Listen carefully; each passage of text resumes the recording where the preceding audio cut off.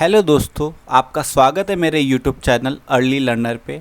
आज हम इस वीडियो में एसएससी सीएचएसएल के नोटिफिकेशन के बारे में बात करने वाले हैं, जिसमें हम देखेंगे कि एसएससी सीएचएसएल में कितनी वैकेंसीज आई है, क्या एज लिमिट है, क्या एसेंशियल क्वालिफ़िकेशन है और उसको कैसे अप्लाई करना है। स्कीम ऑफ एग्ज़ामिनेशन है, मतलब कैसा पैटर्न रहने वाला है, उसका सिलेबस क्या है और उसके मोड ऑफ सिलेक्शंस क्या क्या है। तो ये सब कुछ अपन देखने वाले हैं इस वीडियो में। चलो अब स्टार्ट करते हैं इस वीडियो को। तो सबसे पहले ऑनलाइन सबमिशन की बात करें फॉर्म्स की, तो वो 9 मई 2023 थ्रू 8 जून 2023 तक है।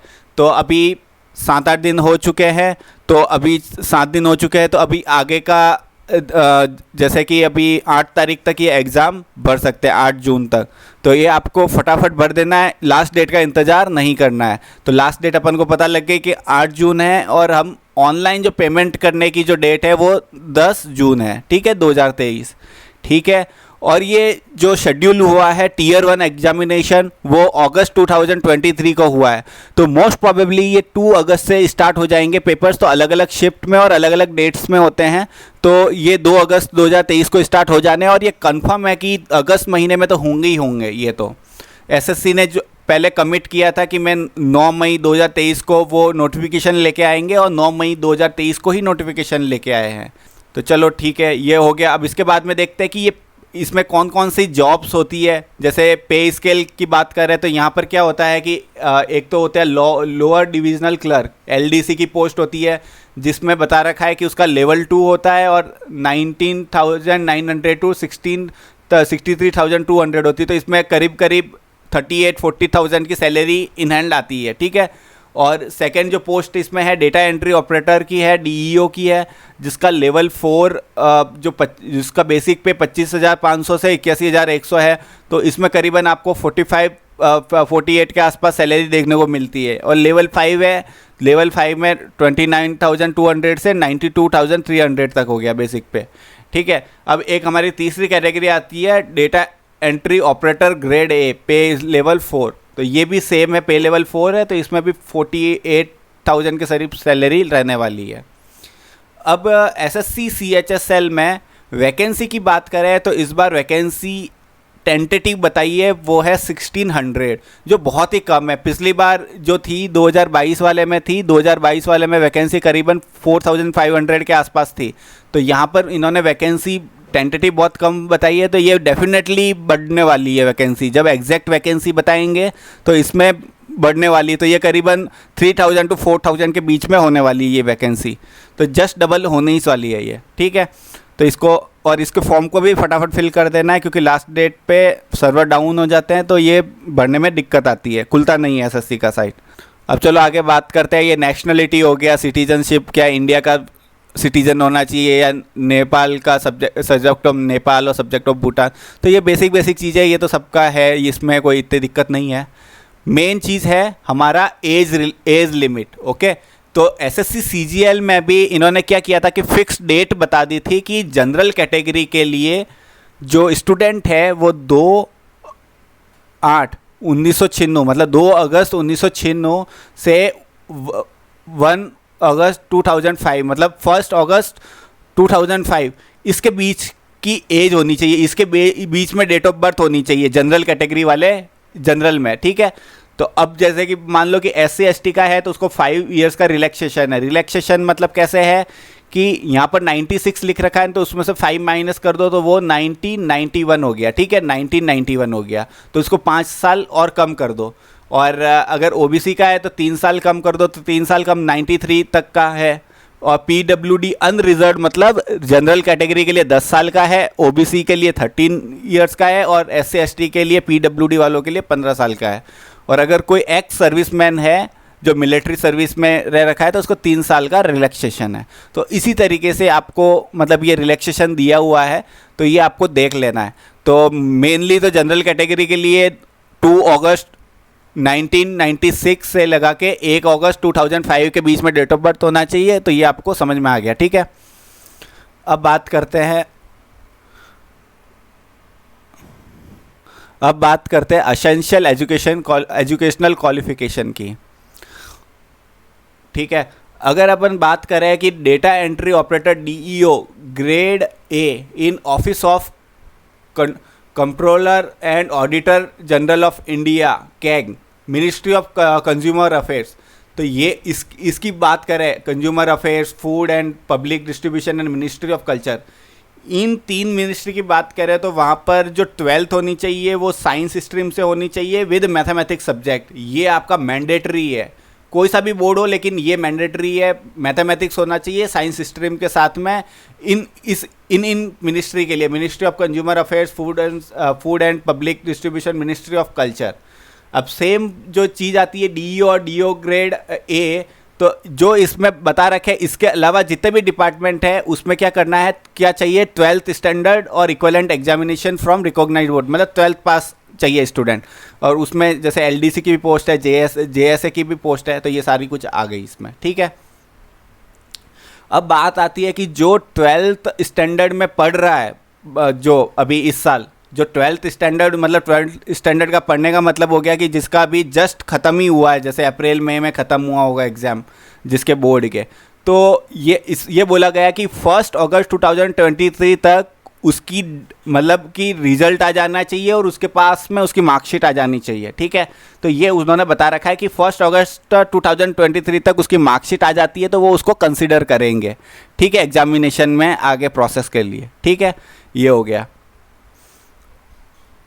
अब बात करते हैं उसको अप्लाई कैसे करना है, तो ssc.inc.in पे जाना है, वहाँ पर रजिस्ट्रेशन करना है और यहाँ पर स्टेप बाय स्टेप बता रखा है। और मैं आगे और एक वीडियो लेके आने वाला हूँ, कंप्लीट डिटेल दूंगा कि कैसे इस फॉर्म को फिल करना है, क्या जेपीजी फॉर्मेट होगा फ़ोटोज़ का, कैसा फ़ोटोज़ होना चाहिए, कैप वाला, कैप और ग्लासेस नहीं होने चाहिए, और कैसे फ्रंटल फेस होना चाहिए, और अगर सिग्नेचर की बात करें तो उसका डिमेंशन क्या होना चाहिए, उसमें पेन कौन सी यूज करनी है, उसमें ये सब कुछ डिटेल में आपको उस वीडियो में बताऊंगा, कैसे स्टेप बाय स्टेप कौन कौन से डॉक्यूमेंट लगने वाले हैं अपलोड करने के लिए, तो मैं सारा स्टेप बाय स्टेप आपको बताते हुए जाऊंगा। चलो अब बात करते हैं एप्लीकेशन फ़ी की। तो एप्लीकेशन फ़ी की बात करें तो जो 100 रुपीज़ इसकी फ़ीस है। अब आप अगर SC/ST से है या फिर फीमेल कैंडिडेट है तो आपको फ़ी नहीं देनी है, आपके लिए फ़ी 0 हो जाती है। ठीक है, तो ये है इसमें दे रखा है। तो अब आगे चलते हैं। अब इन्होंने बता रखा है कि विंडो की करेक्शन फ्री, मतलब कि आपने अगर फॉर्म भरा है और कुछ उसमें गड़बड़ हो गई है, मतलब 8 जून उसकी लास्ट डेट है, ठीक है, फॉर्म भरने की, लेकिन अगर उसमें कुछ गड़बड़ हो जाती है और तुम्हें पता लगता है तो तुम 14 से 15 के बीच में तुम करेक्ट कर सकते हो, एक अमाउंट पे करके, करेक्शन अमाउंट। ठीक है, करेक्शन अमाउंट पे करके तुम इसको करेक्ट कर सकते हो इन्फॉर्मेशन को। ठीक है, और ये कुछ उसके इन्फो ये दे रखा है कि कौन कौन से सेंटर्स है किस किस जोन में, तो आपको देख लेना है कि अपने हिसाब से आपका नज़दीकी जोन कौन सा है, उसमें आप कौन कौन से सेंटर्स भर सकते हैं। ठीक है, अब आप बात करते हैं scheme of examination. Scheme of examination मतलब पहले जैसे 2023-22 में भी Tier 1 और Tier 2 दो एग्ज़ाम हुए थे, तो ये 2 एग्ज़ाम सेपरेट होते हैं। तो इसमें क्या होता है, Tier 1 क्वालिफिकेशन एग्ज़ाम, मतलब Tier 1 का एग्ज़ाम पास करने के बाद में आप Tier 2 के लिए अपियर होते हो, और जो फाइनल जो रैंकिंग बनती है, जो फाइनल सिलेक्शन होता है, उसमें केवल Tier 2 काउंट में आता है, Tier 1 भूल जाना होता है, Tier 1 के कहीं मार्क्स नहीं जुड़ते हैं। तो Tier 1 केवल आपको क्वालिफाई करेगा Tier 2 के लिए, और Tier 2 से फाइनल सिलेक्शन होगा और जॉब पोस्ट मिलेगी, तो ये आपको ध्यान में रखना है। ठीक है, अब बात करते हैं Tier 1 एग्जामिनेशन का पैटर्न कैसा रहता है। तो वो 60 मिनट का पेपर होता है, 60 मिनट का कंप्यूटर ऑनलाइन पेपर होगा। उसमें क्या होगा, 25 4 सब्जेक्ट आएंगे, उसमें टोटल 100 क्वेश्चंस होंगे और 200 मार्क्स के, तो ईच क्वेश्चन 2 नंबर का होगा, 2 मार्क्स का होगा। ठीक है, ये आपको ध्यान में रखना है। तो उसमें कौन कौन से सब्जेक्ट आ गए, इंग्लिश नॉलेज आ गई, जो बेसिक चीज़ें हैं, जनरल इंटेलिजेंस हो गया अपना, और जैसे क्वांटिटेटिव एप्टीट्यूड हो गया, बेसिक अर्थमेटिक स्किल्स हो गई, जैसे ये जनरल अवेयरनेस हो गया। तो ये आपको बेसिक आपको चीज़ें ध्यान रखनी है। ठीक है, अब इसमें क्या है कि मैंने क्या बताया, एक क्वेश्चन 2 मार्क्स का होगा और इसमें 1/4 नेगेटिव मार्किंग है। 1/4 नेगेटिव मार्किंग का मतलब है कि आपने किसी क्वेश्चन को अटेम्प्ट किया है तो करेक्ट होने पे तो 2 मार्क्स मिलेंगे और गलत होने पे -0.50 हो जाएगा, मतलब 1/4 नंबर माइनस हो जाएंगे। ठीक है। अब आते हैं टीयर 2 की बात करते हैं। तो टीयर 2 में क्या कर रखा है कि सेक्शंस में डिवाइड कर रखा है इसको एग्ज़ाम को। तो टीयर 2 का जो एग्ज़ाम है 2 सेक्शन में होता है, सेक्शन 1 एंड सेक्शन 2। तो सेक्शन 1 होगा वो करीबन 2 घंटा 15 मिनट का है। तो इसमें ये भी कंप्यूटर के ऊपर ऑनलाइन होने वाला एग्ज़ाम है सेक्शन 1। तो सेशन 1 में 3 सेक्शन है, सेक्शन 1, सेक्शन 2, सेक्शन 3। तो सेक्शन 1 में क्या क्या पूछेगा, मैथमेटिकल एबिलिटी मतलब क्वांटिटेटिव एप्टीट्यूड ही हो गया, और उसमें कुछ मैथमेटिक्स के कुछ अलग टॉपिक आएंगे, जैसे ट्रिग्नोमेट्री हो गया, स्टैटिक्स हो गया, प्रोबेबिलिटी हो गया, लीनियर अलजेब्रा हो गया, मेंसुरेशंस टॉपिक हो गया। तो ये आपको एक्स्ट्रा देखने को मिलेंगे मैथमेटिकल एबिलिटी में। और रीजनिंग है, ये जनरल लॉजिकल रीजनिंग हो गई, जनरल इंटेलिजेंस हो गया। ठीक है। तो इसमें आपको क्या है कि 30 क्वेश्चन देखने को मिलेंगे, और इसमें ईच क्वेश्चन 3 मार्क्स का होगा। तो यहाँ पर कितने हो गया, 60 × 3 180 मार्क्स का, ये सेक्शन 1। तो अब जैसे टीयर 1 में ईच क्वेश्चन 2 मार्क्स का था, यहाँ पर टीयर 2 में ईच क्वेश्चन जो है 3 मार्क्स का है। और यहाँ पर नेगेटिव मार्किंग भी बढ़ के 1/3 हो जाती है, मतलब करेक्ट करने पे तो 3 मार्क्स का अवार्ड मिलेगा, और अगर अटेम्प्टेड क्वेश्चन अगर रॉन्ग हो जाता है तो उसके लिए 1 नंबर माइनस हो जाएगा। ठीक है। अब जैसे सेक्शन 2 में बात करें तो उसमें इंग्लिश लैंग्वेज और कॉम्प्रिहेंशन को लिया हुआ है और जनरल अवेयरनेस को लिया हुआ है। तो यह इंग्लिश के 40 क्वेश्चन है और यहाँ पर 20 क्वेश्चन है जनरल अवेयरनेस के। तो अगर CGL में क्या था कि यहाँ पर 45 थे, यहाँ पर भी 25 थे, तो यहाँ पर 10 क्वेश्चन एक्स्ट्रा थे, लेकिन यहाँ पर 10 क्वेश्चन घटा दिए, तो यहाँ पर 60 क्वेश्चन है, 60 × 3 180 नंबर का ये भी है। फिर थर्ड आता है 15 नंबर का कंप्यूटर नॉलेज मॉड्यूल। तो ये आपका बेसिक क्वालिफाइंग एग्ज़ाम है, बस कि आपको इसमें क्वालिफाई होना है, इसको पास करना है बस। तो ये आपको ध्यान में रखना है। तो ये 15 मार्क्स का है, तो आपको बेसिक इसमें क्वालिफाई होना ही होना है। ये आपको ध्यान रखना है कि इसमें क्वालिफाई होना कंपलसरी है कंप्यूटर नॉलेज मॉड्यूल में। ठीक है। तो ये 15 मिनट का होगा, 15 क्वेश्चन पूछेंगे, ईच क्वेश्चन 3 मार्क्स का होगा।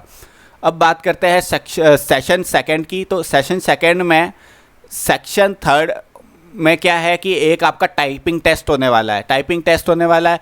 तो अब जैसे एक मैंने बताया था कि यहाँ पर DEO डेटा एंट्री ऑपरेटर में जो मैंने मिनिस्ट्री बताई, जैसे कंज्यूमर अफेयर्स, और ये मैंने मिनिस्ट्री बताई थी, जिसके लिए मैथमेटिक्स साइंस का स्टूडेंट 12th पास करना ज़रूरी है।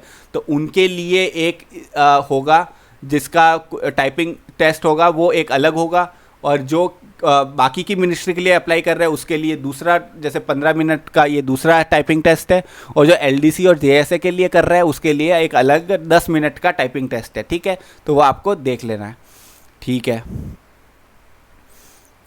अभी इसमें ये डिटेल में दे रखा है कि कौन कौन से कितनी वर्ड की स्पीड होनी चाहिए, क्या होना चाहिए, ये सब बाद में डिटेल में बात करेंगे। अभी के लिए कोई रिक्वायरमेंट नहीं है नोटिफिकेशन को, अभी हम प्रिपरेशन स्टार्ट कर सकते हैं इसके बिना भी। अभी बात कर देते हैं सिलेबस की। तो टीयर 1 के सिलेबस में जैसे इंग्लिश लैंग्वेज में आपको जैसे कि एरर स्पॉट करना है, और सिनोनिम्स, होमोनिम्स है, एंटोनिम्स है, spelling detection, miss spelled words आपको डिटेक्ट करना है, पैसिव वॉइस, एक्टिव वॉइस। तो ये बेसिक ग्रामर्स हो गया और बेसिक इंग्लिश पूछेगा, तो इसके क्वेश्चंस आएंगे। और जनरल इंटेलिजेंस में आपका नॉन वर्बल, जैसे नॉन वर्बल और जनरल मतलब रीजनिंग हो गया एक तरीके से, कि कुछ मतलब ड्राइंग दे रखी है, उसके बेसिस पे कुछ आपको एनालिटिकल्स ये मतलब क्वेश्चंस है, या जनरल इंटेलिजेंस के क्वेश्चन या कोडिंग डिकोडिंग हो गए। तो ये हो गया। अब इसके बाद में आता है मोस्ट इम्पॉर्टेंट क्वांटिटेटिव एप्टीट्यूड। ये क्या है कि आपका टाइम टेकिंग मतलब सब्जेक्ट है, इसमें आपको सबसे ज़्यादा टाइम लगने वाला है पढ़ने के लिए। तो इसमें बहुत सारे जैसे नंबर सिस्टम हो गए, fundamental arithmetic operation, algebra, geometry, mensuration, trigonometry, statistical charts. तो ये आपको सब कुछ पढ़ना होगा इसमें। और ये SSC CGL और CHSL में ऑलमोस्ट सेम है सारा कुछ।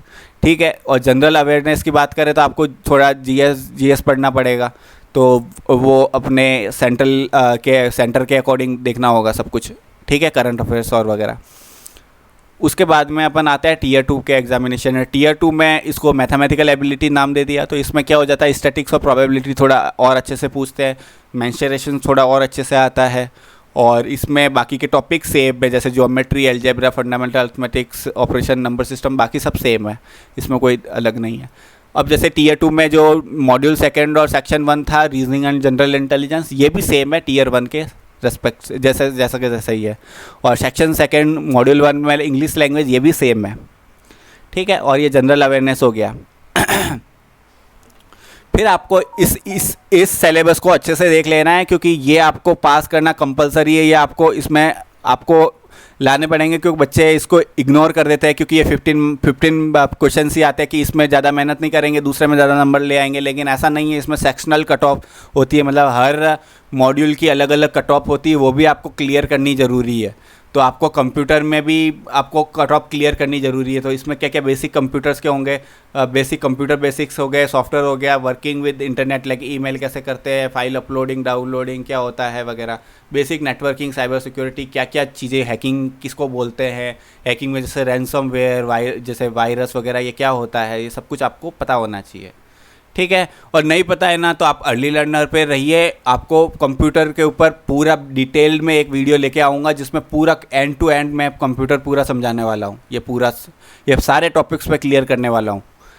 अब बात करते हैं जैसे डॉक्यूमेंट वेरिफिकेशन में आपके लिए कुछ मैट्रिकुलेशन सेकेंडरी सर्टिफिकेट मतलब 10th की मार्कशीट की ज़रूरत पड़ेगी, एजुकेशनल क्वालिफिकेशन सर्टिफिकेट मतलब आपका 12th वगैरह जो आपने इक्विवेलेंट जो भी किया है कोर्स उसका सर्टिफिकेट की ज़रूरत पड़ेगी। तो ये आपको जो इम्पोर्टेंट डॉक्यूमेंट्स है जो वेरिफिकेशन के लिए चाहिए होंगे फाइनल रिजल्ट के बाद में, तो वो आपको ध्यान में रखना है, ठीक है।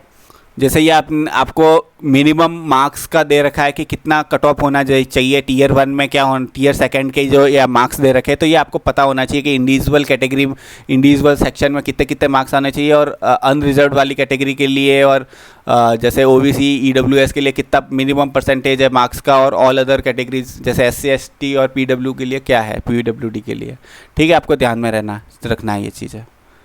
तो चलो इसमें बेसिक हमने बहुत सारी मोटी मोटी चीज़ें तो पढ़ ली है। और इसमें एक इम्पॉर्टेंट होता है कि आप जब फ़ोटो जब भी अपलोड करो ना फॉर्म में, तो बिना कैप का होना चाहिए और बिना आई ग्लास सन ग्लास कुछ भी लगा के नहीं खिंचवाना है, और फ्रंटल फेस होना चाहिए, और करेक्ट साइज़ में होना चाहिए जो इसमें बात कर रखी है। इसके लिए मैं डिटेल में वीडियो लेके आने वाला हूँ, वैसे कोई दिक्कत की बात नहीं है, ठीक है। तो आपको अगर ये वीडियो अच्छा लगा हो तो लाइक करें, शेयर करें, सब्सक्राइब करें और बेल आइकन को प्रेस करें, जिससे आपको सारे अपडेट्स सबसे पहले मिले, ठीक है। Thank you.